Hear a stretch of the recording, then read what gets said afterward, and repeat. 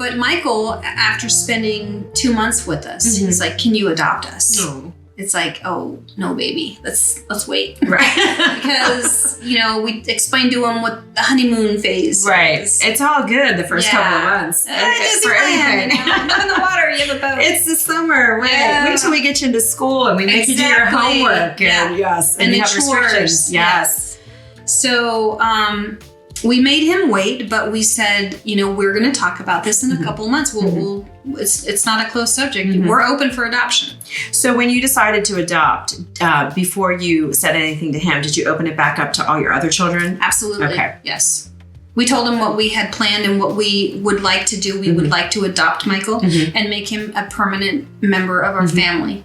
He wanted stability. He craved a father figure. Right. We knew he wasn't going to get it anywhere else. Right. And we knew that, my husband, I love him dearly. He is the best father figure on the planet. Aww. By far. Him and Michael, they just clicked. Right. And I, unfortunately, I kind of would stand back and watch. Right. But again, it was amazing to watch them interact. So Matt, we have this on video, Yes. so she can't take it back now. She said you're the best father figure ever. He is. My girls love him. Our stepdaughters love him. He's so good with kids. And for me, it was kind of, short-tempered, but I don't know. Matt was like the Right. He's the I think calm sometimes the men are a little more easy breezy than the women are, maybe because we tend to be with them a little bit more than the men are sometimes, or we look at the structure of it. Like there's chores that need to be done. There's tasks that need to be done in the house. Like I do it now because I'm divorced. And when it's my weekend, my kids are constantly saying, "What are you going to do this weekend?"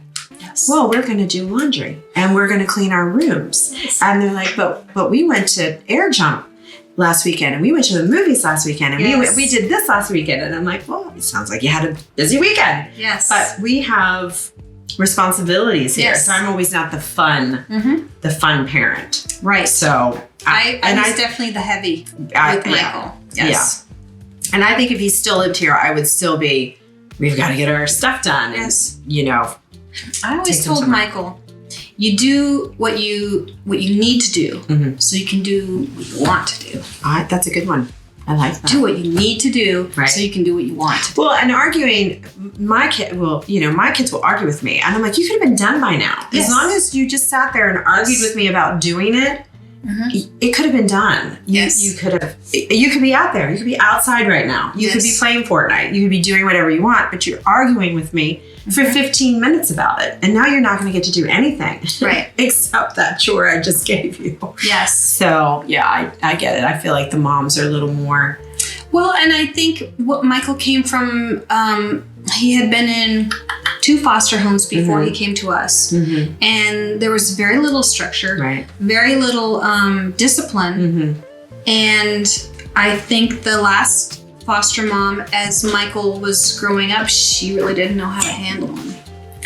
I could see that. And I could see him going either way with he's craving structure or he's he can't adapt to structure. Right.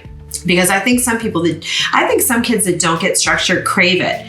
They want some kind of outline of what it's going to look like. Yes. Versus it being a free-for-all. They may not like it, but I think they crave it. So. And it's very difficult to instill in a 16-year-old boy. Because they're kind of set in their ways at that point. Yeah. So I applaud you. I just think that this story is amazing. I really do, because I look at myself and, I joke all the time about how crazy. Well, and I joke all the time about how I think I can't wait for my kids to move out and then I'm done. I can't imagine then bringing another being back into the house and you don't have to start all over again, but just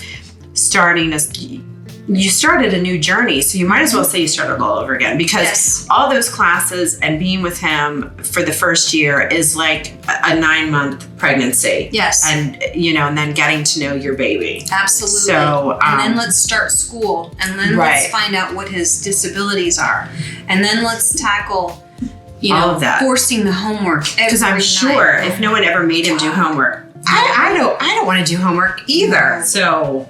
But the thing with Michael, and it was so frustrating. We would go to all these kind of like a parent-teacher conference that's required by the state for the foster care.